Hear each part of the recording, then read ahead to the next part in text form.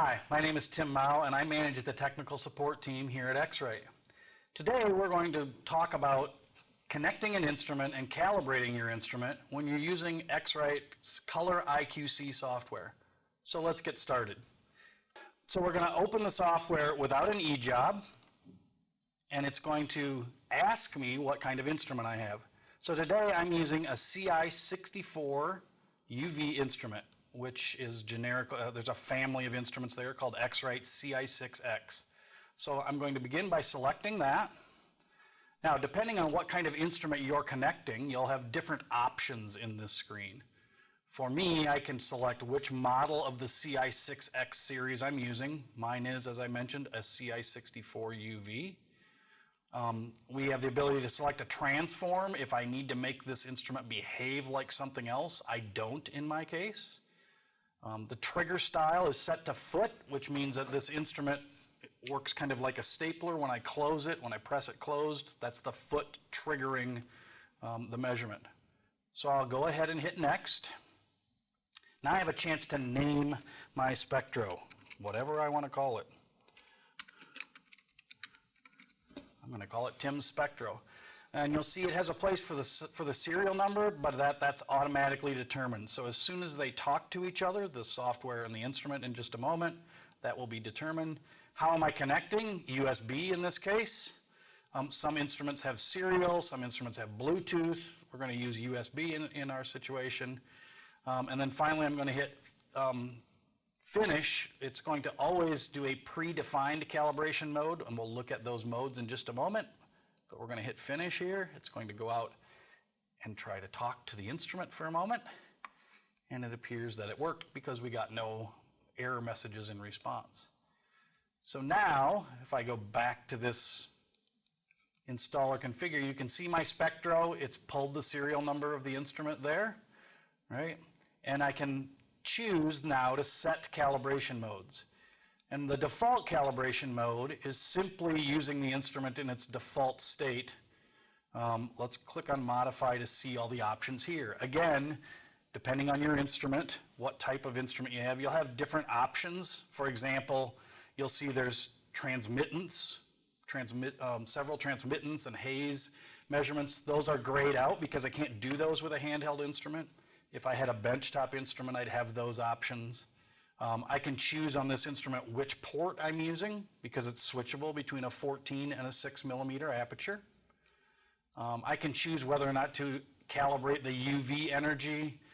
I can choose the calibration interval. By default, it's 240 minutes or 4 hours. So we're going to leave it there in its default state, and then we're going to go ahead and click on the word calibrate here if we wanted to calibrate at this point. I'm going to not do it that way and show you how I might do it in more normal use. So I'm going to open up a job, which is a place where I store measurements. And there are icons up here to select a calibration mode, to calibrate the spectro, to do measurements. And even if I try to measure and I'm not calibrated, the software will force a calibration on me. But I'm going to choose to calibrate the spectro in the current mode. You'll see it says, press OK, then calibrate spectro following on-screen instructions. And it's talking about the on-screen instructions of the instrument, which right now says to me, white calibration, select next to continue. I'm going to go over here and hit next. And it says measure white plaque. So the calibration standard has a white plaque. I remove its protective cover, place the instrument on top, press down. The lights indicate that it's measuring the calibration plaque. The beep means that it was successful.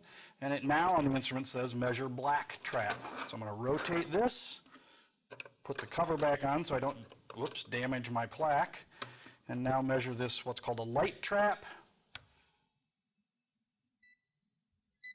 Calibrating black, and the calibration is now complete. We've got a check mark on the screen. And if I come back to the software and click on OK, calibration is complete. My instrument is now talking to the software. It's ready for me to do measurements. If you need to know how to measure standards and measure trials, please see our video that will walk you through that process. Thank you.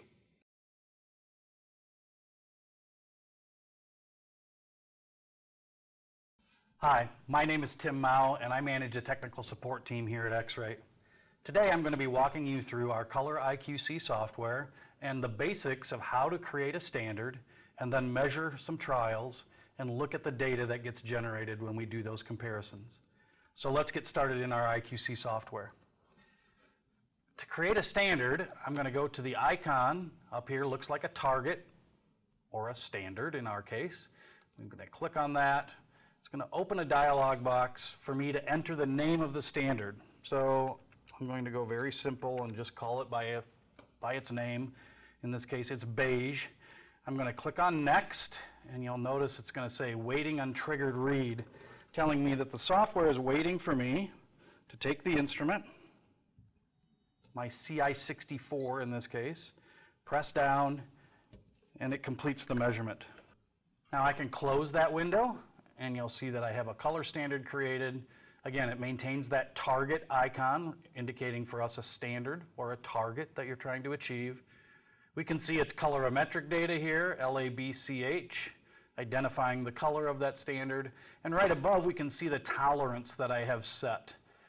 In my particular case, I have a pass-fail tolerance of 1.00 in delta E 2000.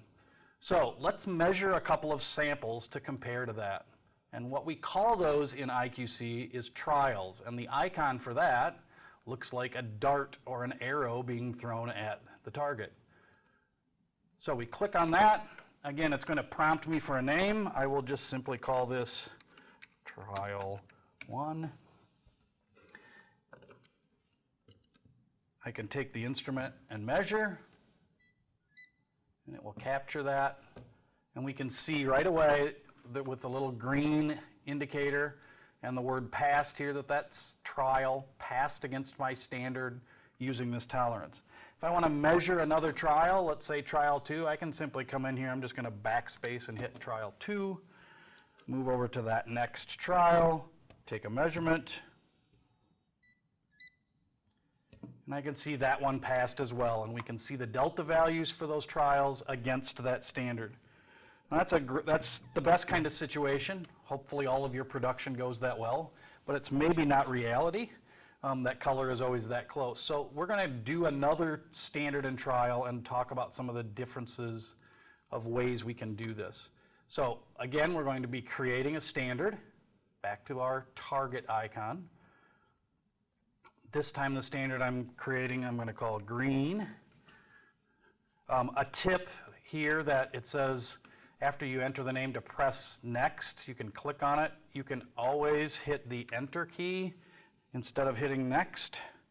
That will advance you as well. Okay. Press and hold the instrument, take the measurement, and you see we get our green standard is now in place in the software. I'm going to close that standard measurement window. You'll see both of my standards here. The little plus sign next to the beige indicates it has trials underneath it. The green does not. And now I'm going to measure a single trial against that green. And a tip here, if I don't want to take time to name all of my trials, I can simply, on this screen, take a measurement. And when I do that, it will automatically identify the trial with a date timestamp. Sometimes the naming of the trial isn't as important to us as when did we measure it, so we can simply use that information. And you can see this one passed as well, but we're in more of a realistic kind of situation maybe. We've got a 0.81 delta E on this particular sample. We can see it plotted over here. It's green because it passes, and it's inside the ellipse. The yellow area in my ellipse would be my action limit area or my margin. And I could make determinations on what I need to do if my color were to fail from that point. So those are the basics of standard creation, measuring trials. We will be doing additional videos to help you dive deeper into the evaluation of the results and the things that you do based on those results. Thank you.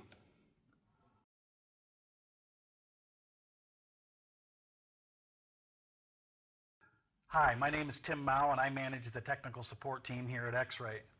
Today, we're going to be talking about iQC software and specifically about how we manage tolerances and use those tolerances to ensure that we're shipping good color to our customers. So let's dive into the software. You'll see that I have a job opened with my green color standard with a large variety of trials underneath. And those trials are identified in green if they pass, red if they fail, and if we scroll down, we even have one that's yellow and says margin. But how does the software know what to make for those determinations? We can find that out by launching into the settings dialog of our job, and when we do that, it automatically opens up the QC tab here at the top, where it tells us that stored in this job is the pass-fail using Delta E2000, and I've got a drop down to select other methods for tolerancing that. I'm going to stick with DE2000. Further down where it says system default tolerances, I can put in my pass-fail number. In this case, I'm using 1.0. And of course what that means is that any colors measured, any trials with a Delta E2000 less than 1.0 will pass. More than 1.0 are going to fail. You'll note that right underneath that we have something called a margin percent. And in the margin percent, we've got it set to 0.10 or 10%. What this means with a tolerance of 1.0 is that anything between 0.9 and 1, the top 10% of my tolerance, anything in there that falls in there is going to be labeled as margin, meaning I'm approaching failure, so it might be time for me to take some action. This is especially helpful if you're in the process of measuring repeatedly through a run, right? A batch of something. You're making 10,000 of them and you take a measurement once every 1,000 samples. If you start to see those trials starting to drift further and further from the standard, and you start moving from a green pass to a yellow margin, it can be an indicator for you to take some action.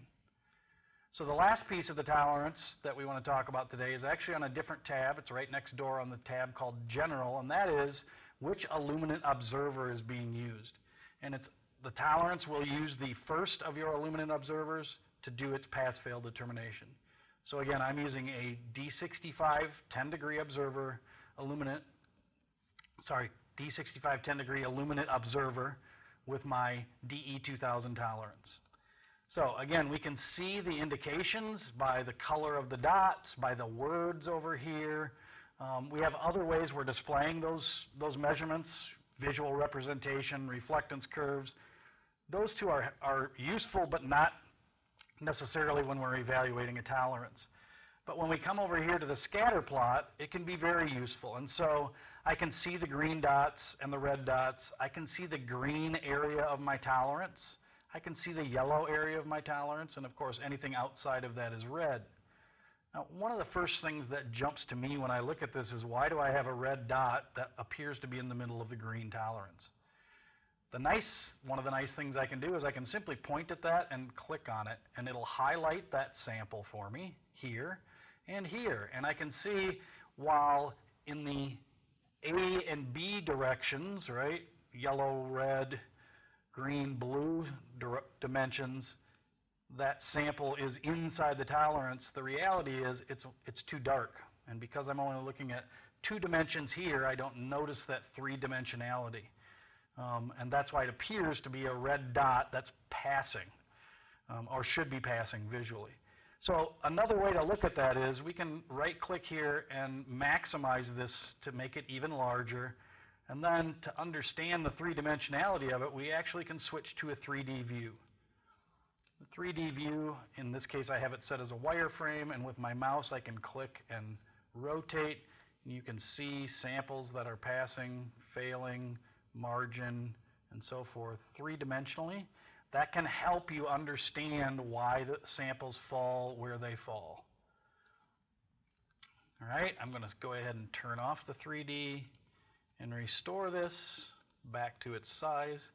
Now, sometimes we make a determination that I've got samples like these, and I can double-click here, by the way, and it'll highlight them out in the plot as well. Right, so I have a 1.18 and a 1.19. maybe my customer is visually accepting that, and even I visually accept it. It might indicate that I need to adjust my tolerance.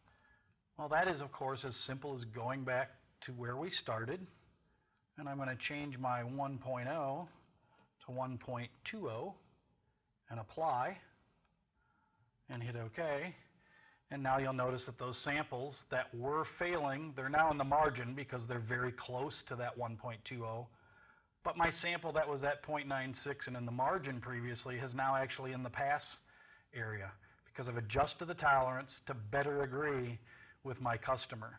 And that's ultimately the goal. Your tolerance should be designed so that it helps you determine what your customer is going to do. If it's passing, your customer should not be rejecting the product. And if you have a properly created tolerance, you can achieve that. Thank you for joining us today.